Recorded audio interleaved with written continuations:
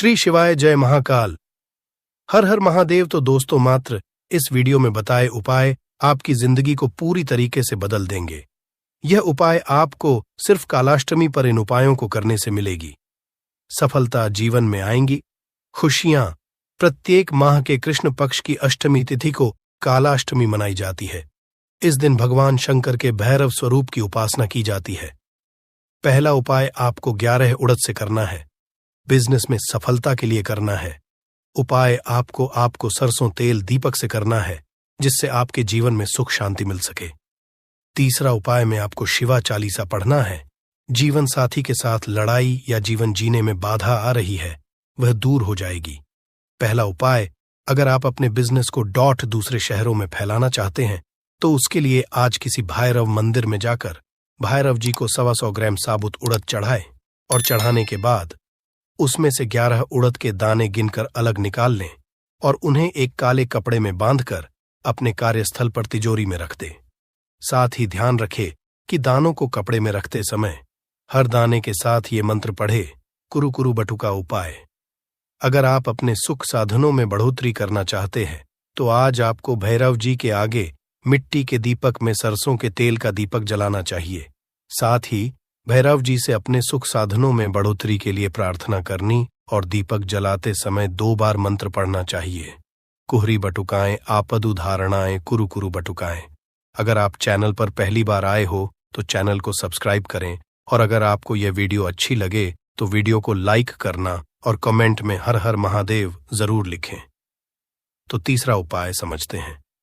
तीसरा उपाय, अगर आपके जीवन साथी को किसी तरह की परेशानी बनी हुई है जिसके कारण आप भी परेशान हैं, तो अपनी और अपने जीवन की परेशानी को दूर करने के लिए आज आपको स्नान आदि के बाद शिव जी की प्रतिमा के आगे आसन बिछाकर बैठना चाहिए और शिव चालीसा का पाठ करना चाहिए। शिव चालीसा के पाठ के बाद एक बार भैरव के मंत्र का भी जाप करना चाहिए। कालाष्टमी का दिन भगवान भैरव की पूजा करने का शुभ दिन माना जाता है। भगवान भैरव शिव के रूप में जाने जाते हैं, जो संकटों को दूर करने और धन प्राप्ति करने के लिए प्रसिद्ध हैं। इस वीडियो में हम आपको बताएंगे कि कालाष्टमी के दिन आप कौन से उपाय कर सकते हैं जो आपको धन और समृद्धि की प्राप्ति में मदद करेंगे। काला अष्टमी के दिन करने वाले उपाय। काला अष्टमी के दिन भगवान भैरव की मूर्ति या फोटो को गंगा जल और दूध से अभिषेक करें। फिर उन्हें चंदन, कुंकुम, अक्षत, फूल, दूर्वा, बेलपत्र आदि से श्रृंगार करें। उन्हें नारियल, लड्डू, खीर, बाजरे की रोटी, उड़द की दाल, तिल के लड्डू आदि का भोग लगाएं। भगवान भैरव के नाम का जाप करें। आप इन मंत्रों में से किसी एक का जाप कर सकते हैं। ओम काल भैरवाय नमः, ओम भैरवाय विद्महे महाकालाय धीमहि तन्नो भैरवः प्रचोदयात्, ओम ह्रीं भैरवाय नमः। भगवान भैरव की आरती करें। आरती के लिए आप इस लिंक पर क्लिक कर सकते हैं। एक भगवान भैरव को नारियल, लौंग, इलायची, सुपारी, चावल, गुड़, तिल, चना, गेहूं, जौ, बाजरा आदि का दान करें। इन चीजों को किसी भी गरीब या भिक्षुक को दे सकते हैं। काला अष्टमी के दिन अपने घर को साफ सुथरा रखें। घर में धूप दीप जलाएं। घर के द्वार पर चावल और हल्दी का चौका बनाएं। घर के अंदर और बाहर गोमूत्र का छिड़काव करें। जहां पर भूल से भी अगर कोई चंदन की उंगलियां लगा देता है, 7 स्थान ऐसे हैं जहां चंदन की मात्र उंगलियां लगा देने से ही शिव पितृलोक को मुक्ति प्रदान करके बैकुंठ लोक का निवास। 7 स्थान, और वो 7 स्थान जो चंदन के बताए गए हैं। पहला, भगवान देव अधिदेव महादेव के शिवलिंग पर चंदन का समझ लेना। जरा बहुत अच्छे से आपको लगता है स्वप्न में कोई मुर्दे दिख रहे हैं, या कोई जल रहा है, या कोई मर रहा है, या कोई चला गया है। ऐसा भय लगता है, बच्चों को भेजूंगी ऐसा हो जाएगा, पति को भेजूंगी ऐसा हो जाएगा, कोई गलत तो नहीं रहा है। आपको लगता है 7 स्थान चंदन के बताए। पहला शिवलिंग। दूसरा, जहां गणेश जी का स्थान है, मालूम है ना सबको? जम के बोलो जरा, मालूम है ना सबको? जहां गणेश जी का स्थान है वहां अलग से गणेश जी बैठे हैं, वहां नहीं। शिवलिंग में जलाधारी के ठीक सामने राइट में गणेश, लेफ्ट में कार्तिक है, बीच में सुख सुंदरी। तो पहला चंदन बाबा के शिवलिंग पर, दूसरा गणेश जी पर चंदन की उंगली, तीसरा चंदन की उंगली, चौथा अशोक सुंदरी पर चंदन की उंगली, 5वां जलाधारी पर चंदन की उंगली छठा, जो शिवलिंग का जल बह रहा है, इसके ठीक विपरीत की ओर। चंदन की उंगली और सातवां चंदन नंदी के मस्तक के ऊपर जो 2 सींग लगे रहते हैं, उस पर चंदन की उंगली। ये कब लगाई जाती है? या तो अमावस्या के दिन। आपको लगता है कि हमारे पूर्वजों का उद्धार नहीं हुआ, हमारे पूर्वजों का कल्याण नहीं हुआ, कहीं अधोगति में कोई चला गया है उसका बस। एक बार रोज नहीं, जरूरत है प्रतिदिन, जरूरत ही नहीं। महीने में एक बार अगर अमावस्या के दिन भी आपने चंदन के थोड़ा सा चंदन अगर मेरे महादेव को साथ ही स्थान पर समर्पित किया है। अशुभ यहां पर वर्णन कर रही है, मेना धन्य और कला की कथा कह रही है। तीनों ने आर्षियों से मां का चंदन भगवान को अति प्रिय होता है, और चंदन ही एक ऐसा होता है जो पितरों को भी प्रिय होता है, जिसका स्पर्श मात्र लगने से पूर्वजों का कल्याण हो जाता है। वो चंदन तो आप लोग जो पशुपति व्रत कर रहे हो या कोई भी उपवास करते हो, कई लोग कहते हैं हमने करा, नहीं हुआ। क्यों नहीं हुआ? उसमें हमारी गलतियों को मिटाया। ये देखिए, है अब जैसे ये शिवलिंग रखा है, आपने जल चढ़ाया, अब जल आप यहां से चढ़ा रहे हो तो धीरे धीरे चढ़ाएं, जिससे छींटे बाहर ना, यहां तक छींटे रहे ना, जलाधारी तक चलेगा, बाहर ना जाए। और एक बात का स्मरण रहे, अगर बेलपत्री, फूल, पत्ती जल चढ़ाने के बाद ये सब अगर नीचे गिर जाए, जलाधारी पर गिर गया या नीचे उतर गया, तुम्हारे पास में चंदन नहीं है, अबीर नहीं है, गुलाल नहीं है, कुछ भी नहीं हो, तो भी अपने हाथ की 3 उंगलियों से रेखा 3 खींचकर, और फिर जो माला अधिकाधिक भगवान की रखी थी, उसी से भगवान का वापस पूरा श्रृंगार कर फिर वापस आइए, भगवान का पूर्ण श्रृंगार कर आइए। कई लोग जल चढ़ाने के बाद में भगवान का जो फूल पत्ती नीचे रखी रहती है, हम ये नहीं कह रहे हैं कि आप अपने घर से लेकर जाओ, आपके पास में कुछ नहीं, 1 लोटा जल चढ़ाओ। जल चढ़ाया, जो फूल पत्ती नीचे रखी हुई है, उसी को उठाकर उसको रखकर उसी फूल से भगवान का खूब सुंदर भगवान का कर फिर आइए। क्यों? शिव का जब हम श्रृंगार कर आते हैं, माता पार्वती जी ने देवादिदेव महादेव का श्रृंगार किया है।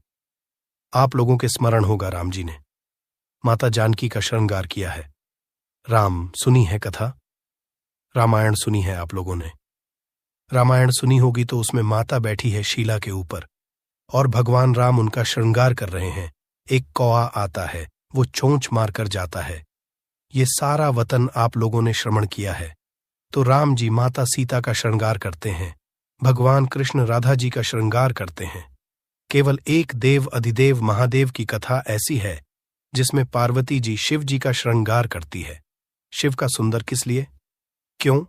कहाँ जल चढ़ाने के बाद वहीं पर पड़ी हुई पत्ती से, फूल से जो चढ़े हुए फूल हैं, चढ़ी हुई पत्ती है, चढ़ा हुआ निर्माण है, जो भी शिव जी का है, उसी को धोकर वापस भगवान का श्रृंगार कर आना चाहिए। किस लिए? कि हे भोलेनाथ, जब मैं इस संसार सागर से जाऊं, अखंड सुहाग लेकर पूरी श्रृंगार कर इस धाम से जाऊं, ऐसी कृपा नमस्ते जो पढ़ाओ चंदन नहीं है हाथ से।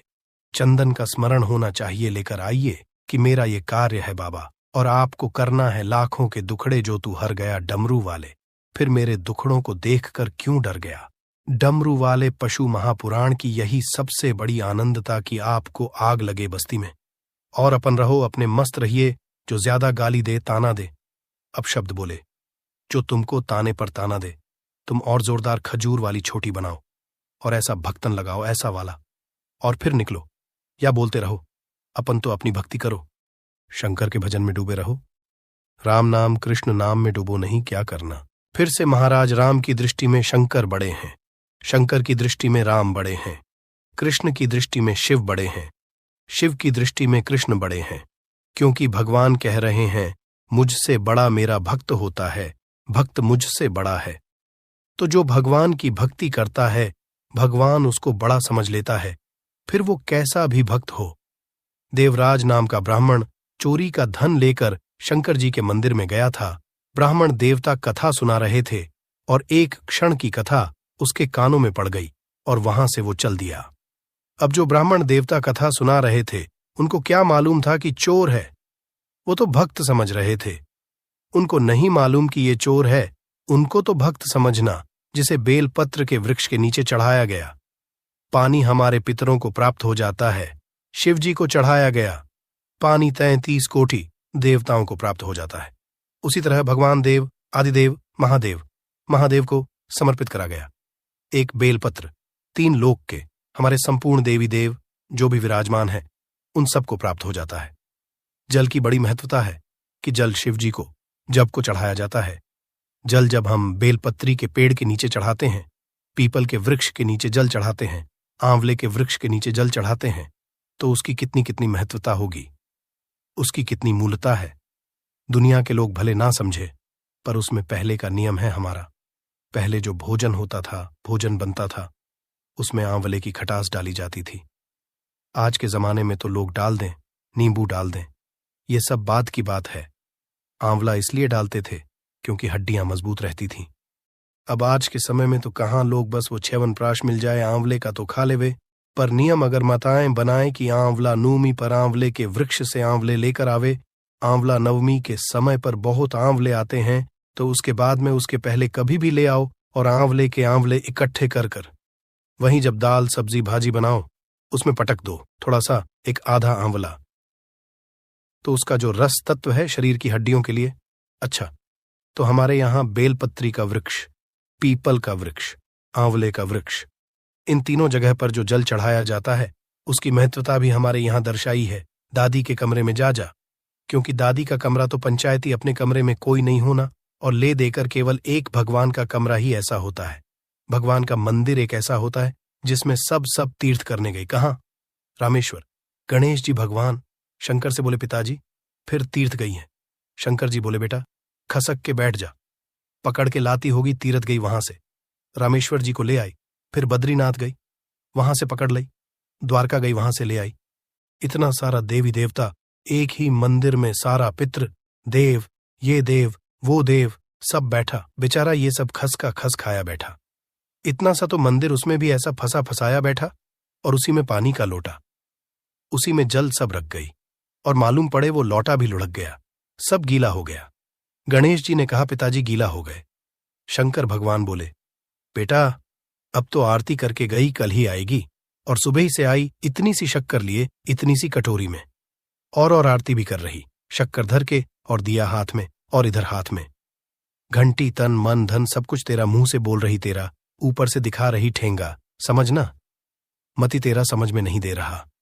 पहले के लोग घंटी बजाते थे तो अंगूठा नीचे रखते थे, आज के जमाने में तन मन धन सब कुछ तेरा, समझ रहे हो। भगवान भी इतनी सी शक्कर, और सब भगवान के सामने एक इतनी सी शक्कर धर दी। गणेश जी के मैं खाऊं, राम जी के मैं खाऊं, हनुमान जी के मैं खाऊं, सब झगड़ रहा है। इतने में सब झगड़ रहे थे, इन्होंने विचार करा, इन्हें खाने के चक्कर में अपनी किचकिच कराई। अब की बार ये किचन में जाओ तो अपन भी किचकिच कर आओ। अब सारे पंडितों से पूछती फिर रही, महाराज घर में शांति नहीं, घर में शांति नहीं। अब महाराज जी को मालूम कि क्यों शांति नहीं। जब देवताओं को खिच खिच कराएगी तो तुझे कौन छोड़ेगा। जाकर खिच खिच भगवा और बचा कुचा था। तो वो दिवाली, दशहरा आया, जन्माष्टमी आई, कि इतना सारा भगवान के थाली में रख के आचार लेकर बैठ गई। अब तो जन्माष्टमी है और बचा कुचा तो पाउडर कौन सा, पीतांबरी, उससे झगड़ के ऐसा रगड़ा, ऐसा रगड़ूंगी पूरा साफ हो जाएगा। और जन्माष्टमी के दिन ऐसा रगड़ा, भगवान कह रहे हैं, राधा आज मेरा जन्मदिन और ये मुझे घस रही। भगवान बोले, घस लेने दे। राधा जी बोली, कोई बात नहीं, बाद में मैं उपटन लगा दूंगी प्रभु, अब इसका जन्मदिन आने दे, जैसी करनी वैसी भरनी। अब खुद का आया, शादी की सालगिरह आई, पति के साथ जा रही थी, मंदिर में दर्शन करने स्पीड ब्रेकर पे से ऐसी फिकाई, सब दूर से घस आई। 4 दिन तक हॉस्पिटल में पड़ी रही, सब मिलने आए। जी कैसे हो गया, मेरा तो बताओ, मंदिर जा रही थी और घिस आ गई। भगवान बोले, तूने मेरे जन्मदिन पे घासा, तेरे जन्मदिन में मैंने घास, और घास जा हंस ले 10 ले। आओ भगवत भजन, परमात्मा में भाव होना चाहिए। निर्मल मन सो मोही पावा मोहिन, छल छिद्र कपट भगवान, कहाँ कहते मुझे कुछ चाहिए।